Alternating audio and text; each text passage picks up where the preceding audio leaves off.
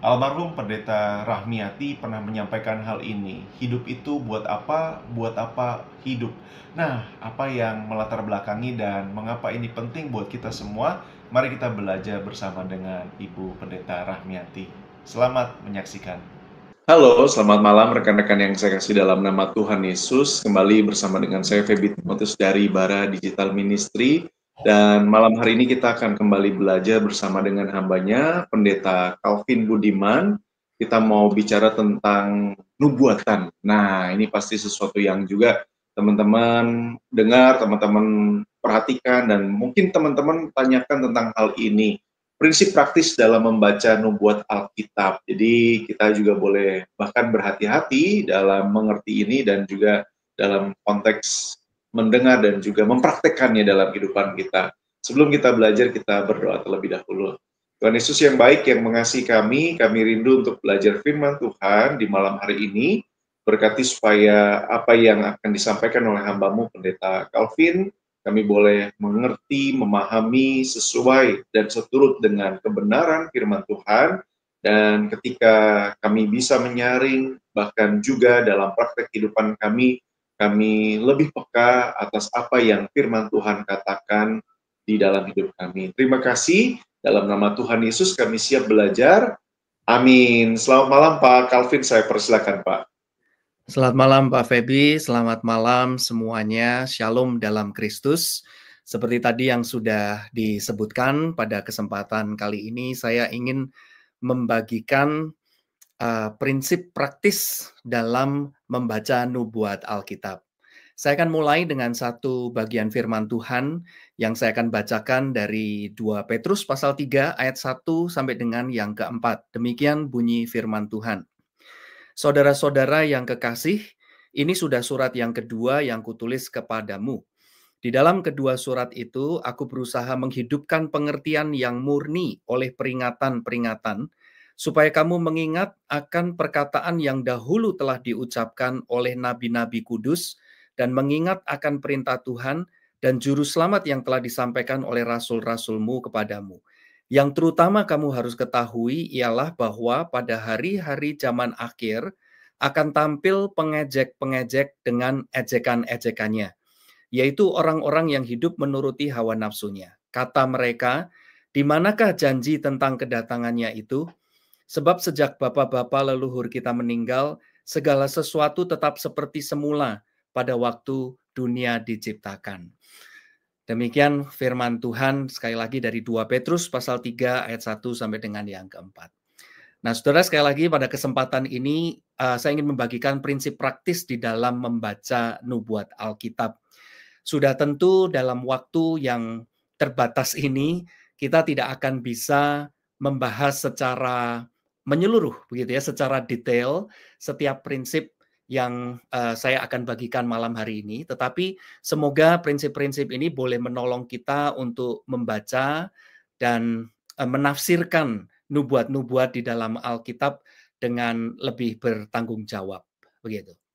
Nah, saudara, pada waktu kita membaca Alkitab, mau tidak mau, kita akan diperhadapkan kepada yang namanya nubuat, yaitu bagian-bagian di dalam Alkitab yang isinya adalah tentang apa yang akan terjadi di masa yang akan datang, ya, yaitu bagian-bagian Alkitab yang berkaitan khususnya dengan kedatangan Tuhan Yesus yang kedua kalinya. Pada waktu kita membaca Alkitab, itu adalah salah satu bagian yang terpenting. Dan saudara, itu adalah prinsip yang pertama. Saudara, prinsip yang pertama yang harus kita bawa, yang harus ada di dalam pikiran kita pada waktu kita membaca nubuat di dalam Alkitab. Inti utama nubuat Alkitab adalah kedatangan Kristus yang kedua kalinya, ya, kedatangannya kembali. Jika kita tidak percaya atau kita meragukan bahwa Yesus akan datang kembali, maka kita tidak akan melihat nilai penting dari nubuat-nubuat di dalam Alkitab. Atau kita hanya akan sekedar merohanisasikan gitu ya, artinya kita hanya sekedar menarik pelajaran-pelajaran rohani dari bagian nubuat tanpa ada kait mengaitnya dengan kedatangan Kristus kembali. Itu sebabnya saudara, prinsip yang pertama adalah kita harus percaya bahwa memang Yesus Kristus akan datang kembali untuk yang kedua kalinya. Dia akan datang sebagai raja, dia akan datang untuk menghakimi. Karena saudara, kalau kita melihat di dalam bagian-bagian Alkitab, berulang kali Alkitab menunjukkan bahwa Yesus akan datang kembali. Yesus sendiri berjanji bahwa dia akan datang kembali. Di dalam Matius pasal 24 misalnya, ya. Malaikat Tuhan pun juga menyatakan bahwa Yesus Kristus akan datang kembali. Pada waktu murid-murid menyaksikan Yesus terangkat ke surga, malaikat berkata bahwa Yesus akan datang dengan cara yang sama. Rasul-rasul yang menulis Alkitab, Yohanes, Paulus, Petrus, ya, mereka semuanya menyatakan bahwa Yesus akan datang kembali. Bahkan beberapa nabi di dalam Perjanjian Lama pun menubuatkan bukan hanya kedatangan Kristus yang pertama, kedatangan Yesus di Bethlehem, ya, tetapi juga kedatangan Tuhan Yesus sebagai Raja yang kedua kalinya. Jadi saudara, kalau janji kedatangan Yesus yang pertama itu sudah digenapi, maka saudara, kita juga seharusnya percaya bahwa janji kedatangannya yang kedua pun juga pasti akan digenapi. Jadi saudara, prinsip yang pertama adalah waktu kita membaca nubuat Alkitab, kita percaya bahwa Yesus akan datang kembali. Prinsip yang kedua, saudara, istilahnya yang saya pakai di sini adalah, dan saya rasa ini di beberapa buku juga memakai istilah yang sama. Prinsip yang kedua adalah prinsip perjanjian. Prinsip perjanjian. Atau di dalam bahasa Inggrisnya istilahnya adalah covenant. Ya, prinsip perjanjian. Nah, saudara, orang seringkali salah mengerti bahwa nubuat di dalam Alkitab itu semata-mata adalah tentang masa yang akan datang. Memang nubuat adalah tentang masa yang akan datang. Khususnya sekali lagi tentang kedatangan Tuhan Yesus yang kedua kalinya, kedatangan Kristus kembali. Tetapi saudara, nubuat bukan semata-mata tentang masa yang akan datang. Nubuat yang disampaikan di dalam Alkitab, pengertiannya adalah sebuah panggilan agar kita kembali kepada perjanjian Allah dengan umatnya. Perjanjian Allah dengan Israel yang kemudian diteruskan perjanjian Allah dengan gereja. Jadi saudara, prinsip kedua yang kita mesti pegang di dalam membaca nubuat Alkitab adalah bahwa kita tidak melihat nubuat itu sebenarnya semata-mata hanya ke masa yang akan datang, tetapi nubuat adalah sebenarnya satu panggilan untuk kita kembali kepada perjanjian Allah dengan umatnya. Kalau di dalam perjanjian lama itu, kalau saudara memperhatikan, nubuat-nubuat yang disampaikan oleh nabi-nabi adalah untuk mengingatkan mereka kembali akan firman Tuhan yang sudah disampaikan di dalam perjanjian Allah dengan bangsa Israel. Kalau saudara perhatikan berita nabi-nabi yang diutus oleh Tuhan ke tengah-tengah bangsa Israel, ya, Nabi Yesaya, Nabi Yeremia, Nabi Yehezkiel, dan sebagainya. Firman yang mereka sampaikan adalah memanggil mereka kembali kepada firman Tuhan. Mereka mengingatkan konsekuensi jika mereka tidak mau bertobat, jika mereka tidak mau mendengar firman Tuhan, jika mereka mengabaikan perjanjian mereka dengan Tuhan, ya, perjanjian mereka dengan Tuhan, maka yang akan terjadi adalah berbagai macam bencana, malapetaka, hukuman, dan sebagainya. Ini semua semata-mata bukan melihat kepada ke depan saja, begitu. Tapi isi dari nubuat di dalam nabi-nabi yang disampaikan oleh nabi-nabi, semua nabi, ya, semua nabi di dalam perjanjian lama, kalau kita pakai itu sebagai polanya, gitu ya, maka saudara akan melihat bahwa yang namanya nubuat sebenarnya adalah prinsip yang kita tidak boleh lupakan adalah bahwa nubuat itu bukan semata-mata melihat kepada ke depan. Tapi melihat kepada ke depan itu adalah konsekuensi dari kita mengabaikan firman Tuhan. Itu sebabnya nabi-nabi yang diutus di tengah-tengah bangsa Israel, isi dari firman Tuhan firman mereka adalah ingin mengembalikan, memanggil kembali bangsa Israel untuk setia kepada firman Tuhan, setia kembali kepada perjanjiannya dengan Tuhan. Karena kalau tidak, yang akan terjadi adalah hukuman, malapetaka, bencana, dan sebagainya. Ya. Dan ternyata itu yang terjadi, yang dialami oleh bangsa Israel. Hal yang sama juga berlaku bagi kita. Setiap kali kita mendengar, membaca di dalam Alkitab tentang nubuat, prinsip yang kita tidak boleh lupakan adalah bukan cuma ini tentang kedatangan Kristus, tetapi ini mau membawa kita kembali kepada firman Tuhan, ya, kepada apa yang Tuhan sudah sampaikan di dalam firman-Nya. Prinsip yang ketiga, saudara, yang kita tidak boleh lupakan di dalam membaca nubuat Alkitab adalah prinsip kesetiaan Allah. Ya, prinsip kesetiaan Allah. Saudara, nubuat pada dasarnya, intinya adalah sama dengan janji Allah. Nubuat itu adalah janji Allah. Dan Allah yang berjanji adalah Allah yang setia, yang akan memenuhi janjinya. Walaupun kelihatannya itu Allah melupakan atau kelihatannya Allah tidak memegang kendali di dalam peristiwa, di dalam sejarah ini, tetapi saudara, nubuat itu intinya yang ketiga, prinsip yang ketiga adalah tentang kesetiaan Allah. Nah, saudara, karena ini tentang kesetiaan Allah, ya, maka jangka waktunya, saudara, sebuah nubuat untuk digenapi itu bisa sangat panjang, saudara, ya, bisa sangat panjang. Tetapi juga bisa di dalam waktu yang dekat. Tapi intinya adalah Tuhan tidak pernah melupakan janjinya. Contohnya, saudara, di dalam Alkitab, dari sejak Kejadian pasal yang ketiga, ayat yang ke-15, Allah sudah berjanji, Kejadian 3 ayat 15 ya, Allah sudah berjanji akan adanya juru selamat.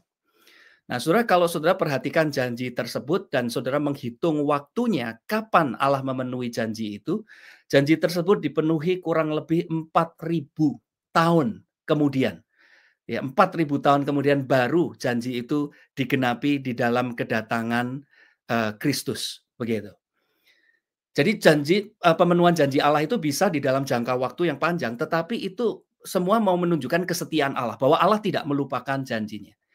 Tapi ada, saudara, janji Tuhan yang relatif lebih singkat dibandingkan dengan 4.000 tahun, begitu ya. Ada yang lebih singkat. Jadi misalnya Nabi Yeremia, dia Nabi Yeremia itu menubuatkan bahwa bangsa Israel akan dibuang ke Babel, tetapi 70 tahun kemudian mereka akan kembali.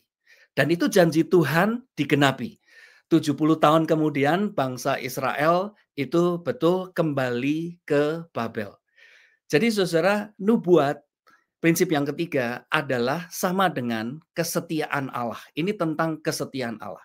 Walaupun sepertinya zaman ini kalau kita lihat gitu ya, Tuhan tidak memegang kendali, dunia yang kacau, dunia yang gelap, dunia yang dikuasai oleh kejahatan dan sebagainya. Tapi kita mesti percaya nubuat itu di dalam Alkitab mengingatkan kita bahwa Allah kita adalah Allah yang setia, yang pasti akan memenuhi janjinya. Itu prinsip ketiga yang kita tidak boleh lupakan di dalam membaca nubuat di dalam Alkitab. Yang keempat, saudara, prinsip yang keempat, saudara, adalah istilah yang sering dipakai, yaitu prinsip penggenapan ganda. Ya, prinsip penggenapan ganda. Ganda di sini maksudnya bukan hanya dua, ya, tetapi multiple, gitu ya. Maksudnya itu lebih dari satu. Prinsip ini ada istilah lainnya yang orang juga sering pakai, yang mungkin Bapak Ibu pendengar juga sudah lebih sering mendengar, yaitu prinsip already but not yet, ya. Sudah tetapi belum sepenuhnya. Ya, already but not yet. Itu prinsip yang keempat yang kalau kita baca itu dipakai di dalam Alkitab tentang nubuatan.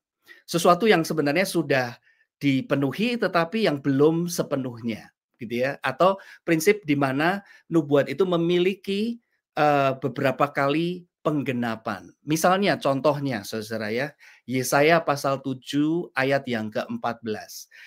Ini adalah sebuah nubuat tentang kelahiran seorang gadis yang akan melahirkan, seorang perempuan muda yang akan melahirkan anak ya, yang namanya adalah Immanuel. Itu Yesaya pasal 7 ayat 14 itu menjanjikan hal tersebut kepada Raja Ahaz. Bahwa Raja Ahaz itu pada waktu akan diserang oleh Raja Aram dari utara gitu ya. Tuhan berkata kepada Ahaz, aku akan membebaskan kamu. Ya, aku akan membebaskan kamu dan aku akan memberi kamu tanda. Tandanya apa, Saudara? Tandanya adalah akan ada seorang perempuan muda, anak dara, yang melahirkan seorang anak diberi nama Immanuel. Ya, diberi nama Immanuel. Nah, Saudara, itu adalah tanda yang diberikan kepada Raja Ahaz. 700 tahun, kurang lebih 700 tahun sebelum Yesus dilahirkan di Bethlehem. Itu adalah tanda yang digenapi di dalam waktu yang dekat pada waktu itu, begitu. Itu sudah digenapi, tetapi penggenapan yang lebih utama adalah pada waktu Tuhan Yesus datang yang kedua kalinya. Begitu juga kalau saudara melihat misalnya di dalam Matius pasal yang ke-24, ya. Matius 24, Tuhan Yesus itu menubuatkan tentang tanda-tanda akhir zaman, tetapi juga di dalamnya itu ada nubuatan tentang Yerusalem yang akan dihancurkan, Bait Allah yang akan dihancurkan. Jadi sebenarnya kapan penggenapan itu, nubuat itu digenapi? Nah, saudara, nubuat prinsip yang keempat adalah already but not yet. Sudah digenapi tetapi juga memiliki penggenapan yang selanjutnya. Begitu, penggenapan yang selanjutnya. Jadi Matius 24 itu sudah dialami oleh bangsa Israel pada waktu mereka diserang oleh tentara Romawi, Yerusalem dihancurkan, Bait Allah dihancurkan. Tetapi di dalam nubuatan tersebut, Tuhan Yesus itu menggabungkan dengan nubuatan akan sesuatu yang akan datang yang bukan hanya terjadi pada masa itu, tetapi masa yang akan datang juga begitu. Jadi prinsipnya adalah penggenapan ganda atau multiple, ya, fulfillment istilahnya, atau penggenapan yang sifatnya already but not yet. Sama seperti di dalam kitab Injil, Tuhan Yesus itu dia berkata bahwa kerajaan Allah sudah datang, ya, kerajaan Allah sudah datang. Tapi kalau kita melihat di dalam kehidupan ini, kerajaan Allah sepertinya belum terlalu kelihatan itu, begitu ya. Kita nggak melihat wujudnya secara sempurna. Bukan berarti Tuhan Yesus salah atau dia tidak menepati janjinya, tetapi karena memang nubuatan memiliki makna ganda, yaitu sudah tetapi juga belum sepenuhnya. Ya. Dan ada banyak contoh, saudara ya, tapi kita tidak punya waktu untuk semuanya begitu secara detail. Lalu saudara satu lagi prinsip yang kelima, bagaimana kita membaca nubuat, prinsip simbol, ya, prinsip simbol. Di dalam Alkitab saudara ada banyak sekali simbol, nubuat memakai banyak sekali simbol, memakai banyak sekali lambang. Kenapa nubuat itu memakai banyak lambang? Karena seperti tadi yang seperti tadi yang saya sebutkan, nubuat itu seringkali bukan hanya mencakup pada satu masa saja, tetapi bisa pada satu masa yang jauh. Jadi agar nubuat itu bisa berlaku terus untuk jangka waktu yang panjang, seringkali nubuat disampaikan di dalam bahasa simbol, di dalam bahasa lambang, begitu. Contoh yang paling gampang, saudara, adalah penglihatannya Daniel, ya. Daniel di dalam Daniel pasal 2 ayat 31 sampai ayat 45 kalau saya tidak salah ya. Itu tentang bagaimana Daniel itu dia menafsirkan mimpinya Raja Nebukadnezar. Di mana Raja Nebukadnezar dia melihat patung, ya, yang kepalanya terbuat dari emas, dadanya dari perak gitu ya, lalu perutnya itu dari perunggu, kakinya dari besi begitu, dan seterusnya. Nah, itu adalah simbol, saudara, gitu kan ya, itu adalah simbol atau lambang yang menunjukkan kepada zaman atau kerajaan-kerajaan yang akan terjadi sesudah kerajaan Media Persia. Jadi saudara, nubuat itu memakai banyak sekali simbol. Nah, simbol-simbol ini untuk bisa memahaminya tentu harus berangkat dari konteks, gitu ya, konteks pada zaman tersebut. Nah, saudara, di dalam banyak simbol-simbol tersebut itu juga terkandung prinsip yang seringkali juga dipakai, yaitu yang namanya tipologi, gitu ya, tipologi. Jadi bentuknya itu simbol itu bisa dalam arti tipologi. Tipologi itu maksudnya adalah di mana peristiwa-peristiwa tertentu itu dipakai sebagai tipe, sebagai pola, begitu ya, sebagai tipe untuk apa yang akan terjadi di masa yang akan datang. Jadi misalnya saudara ya, di dalam Matius pasal yang ke-24 lagi, ayat yang ke-37 sampai ayat 39, Matius 24, Tuhan Yesus itu dia berkata bahwa kedatangan anak manusia itu seperti pada zaman Nuh. Jadi zamannya Nuh itu dipakai sebagai tipe, gitu ya, sebagai tipologinya untuk kondisi akhir zaman. Jadi di Matius 24 itu Tuhan Yesus mengatakan bahwa kedatangan anak manusia itu seperti pada zaman Nuh sebelum air bah itu datang.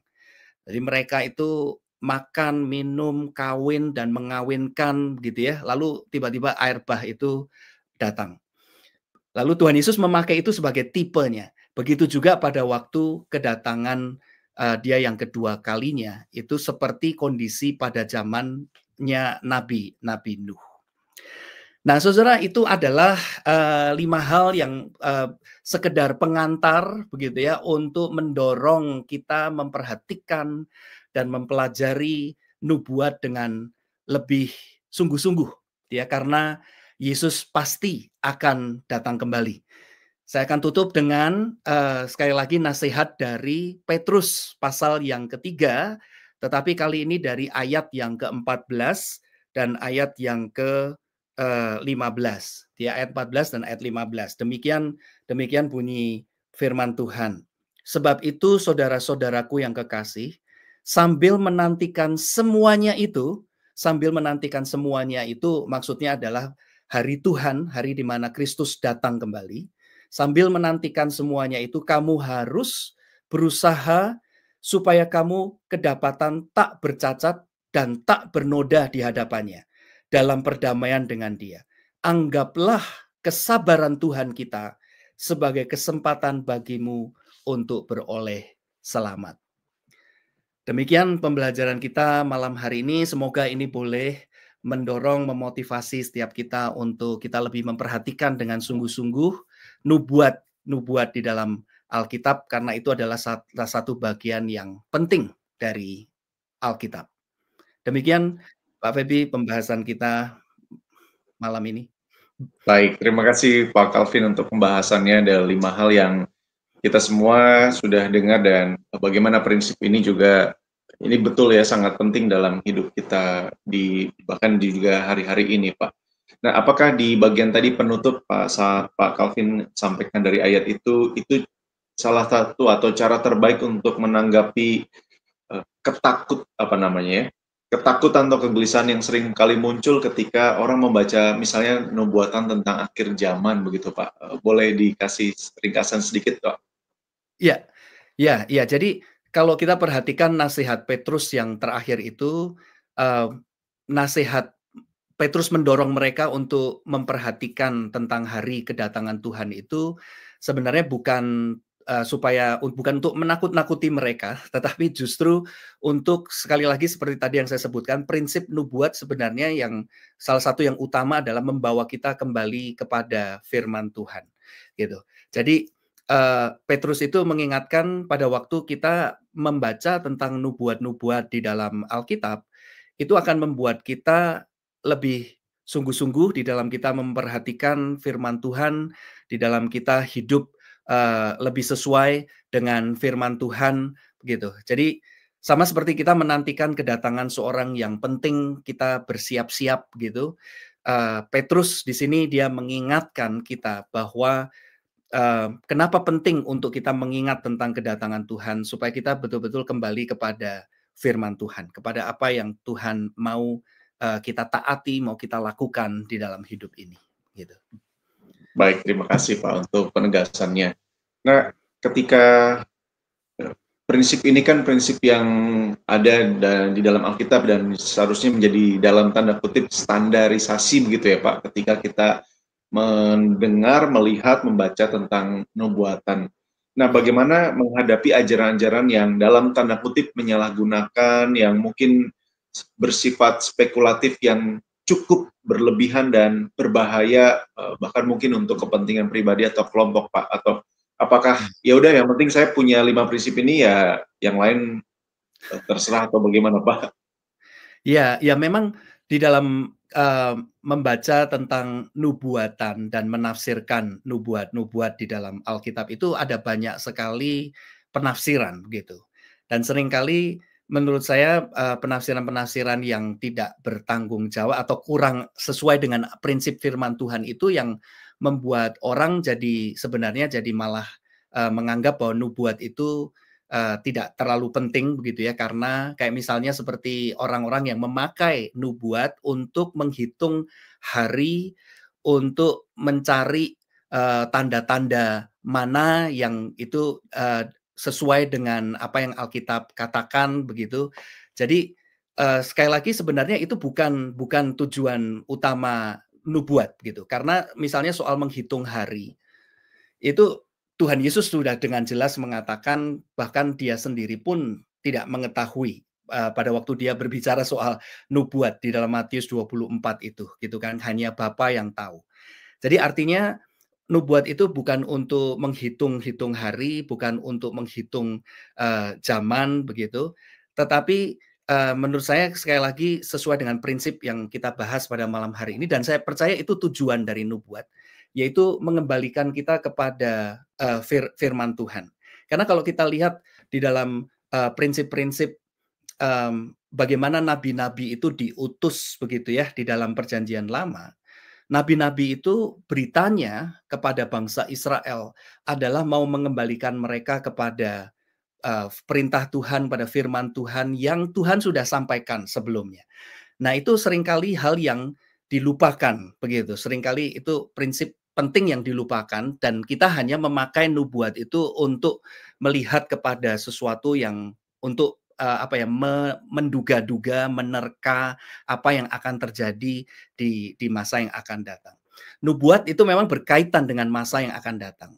Tapi kalau kita perhatikan prinsip Alkitab adalah apa yang akan terjadi masa datang yang akan datang itu ditentukan oleh sikap kita terhadap firman Tuhan, terhadap apa yang Tuhan sudah sampaikan di dalam firman-Nya. Apa yang akan terjadi di depan itu ditentukan oleh sikap orang-orang terhadap firman Tuhan. Gitu.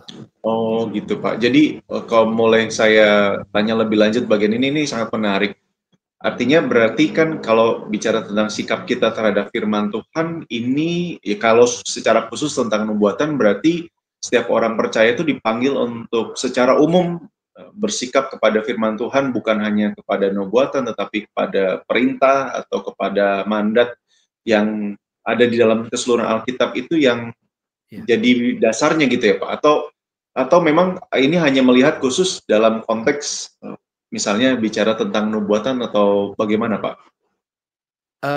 Ya, jadi seperti misalnya bagi saya untuk kita bisa memahami nubuat itu dengan benar, contoh yang paling jelas itu adalah di dalam Perjanjian Lama sebenarnya, bagaimana Tuhan memberikan nubuatnya. Jadi apa yang akan terjadi kalau kita membaca dari prinsip Perjanjian Lama ini ya, nabi-nabi di dalam Perjanjian Lama.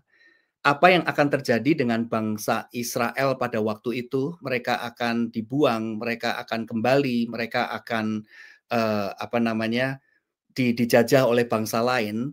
Semua hal yang dinubuatkan ini sebenarnya sudah Tuhan nyatakan di dalam perjanjian Tuhan dengan bangsa Israel.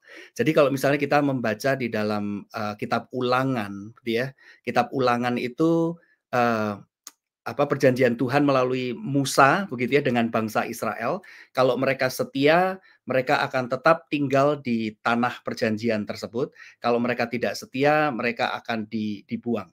Jadi pada waktu mereka kemudian tidak setia, Tuhan mengutus nabi untuk mengingatkan ini. Tuhan itu sudah berfirman seperti ini gitu ya. Kalau kamu tidak taat, yang akan terjadi itu adalah pembuangan, penghukuman, malapetaka, bencana, dan sebagainya. Tapi itu semua Tuhan sudah sampaikan di dalam perjanjiannya dengan Musa, begitu, di Gunung Sinai itu. Nah, saya percaya prinsip yang sama juga berlaku bagi kita, orang Kristen, begitu, bagi orang-orang yang percaya. Itu adalah prinsip nubuatan. Jadi nubuat itu pada waktu Tuhan Yesus mengingatkan tentang kedatangannya yang kedua dan tentang segala macam malapetaka, bencana, termasuk rasul-rasul yang lain, Paulus, Yohanes gitu ya, Yohanes, Petrus dan sebagainya mengingatkan kita tentang nubuat itu, sebenarnya tujuannya adalah untuk membawa kita kembali kepada firman Tuhan tersebut. Karena apa yang akan terjadi di masa yang akan datang itu sudah terkandung, Tuhan sudah nyatakan di dalam firman-Nya itu gitu. Bahwa kalau kita tidak memperhatikan firman-Nya, ya malapetaka itu yang akan terjadi begitu.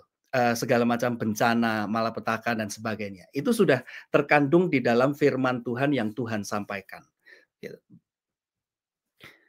Baik. Wah, ini clear Pak buat kita semua mendengar bersama-sama ya, rekan-rekan dimanapun berada. Baik Pak Calvin, terima kasih sekali untuk bukan saja menjelaskan tapi juga menjawab dan mempertegas hal-hal yang boleh kita ajukan dalam pertanyaan ini, dan juga saya silakan kalau ada closing statement dari Pak Calvin dan sekaligus menolong kita menutup dalam doa malam hari ini Pak. Ya, saya rasa closing statement-nya sekali lagi saudara adalah seperti dari 2 Petrus tadi yang saya sudah bacakan gitu ya, yaitu bahwa mengingat tentang hari Tuhan adalah sesuatu yang penting.